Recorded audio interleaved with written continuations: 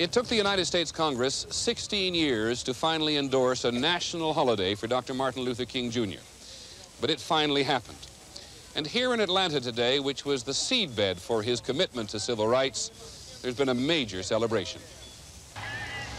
There was a parade, though some still called it a march.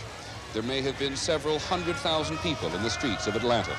It was reminiscent in some ways of Dr. King's funeral in 1968.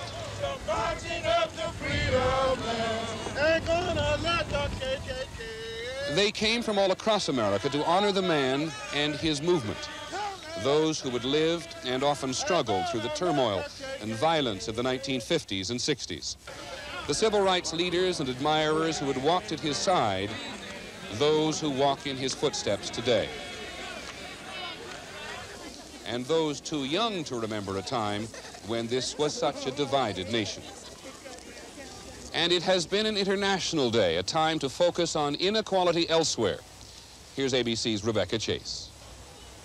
In Atlanta, they gathered on Auburn Avenue, where Dr. King lived and worked and is buried.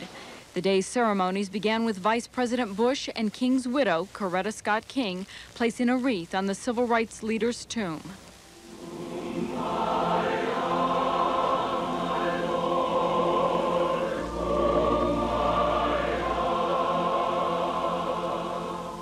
At the Ebenezer Baptist Church, Dr. King's church, they honored the man and the movement which brought an end to legal segregation in this country.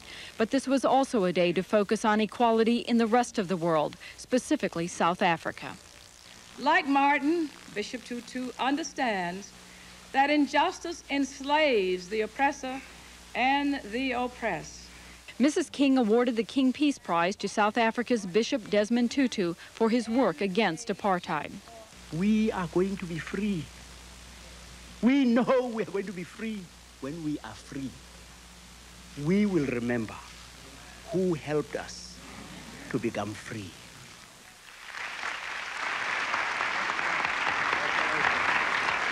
Today, the Vice President brought a message from an administration which has been criticized for not taking a stronger stand against apartheid. And on behalf of the American people here today in this sacred place, I call again for the end to apartheid.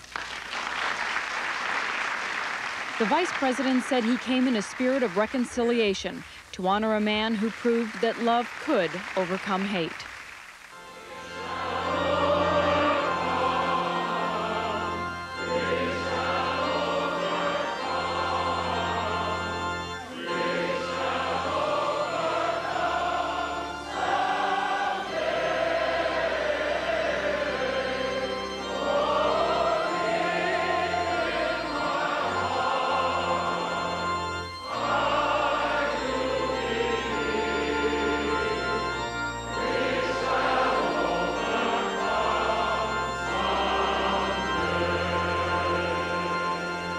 Rebecca Chase, ABC News, Atlanta. This, as we said, has been a national holiday, and Dr. King has been remembered and honored all across the country. In Birmingham, in Alabama, several thousand people marched in a city where once they faced dogs and water cannon.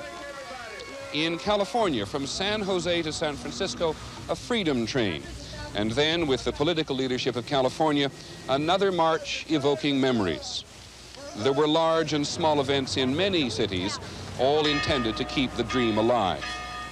The holiday was not observed everywhere. In some states, schools and businesses did not close. And there were echoes of the ugliness as well. In Buffalo, New York, a statue of Dr. King was whitewashed overnight. The struggle is not over.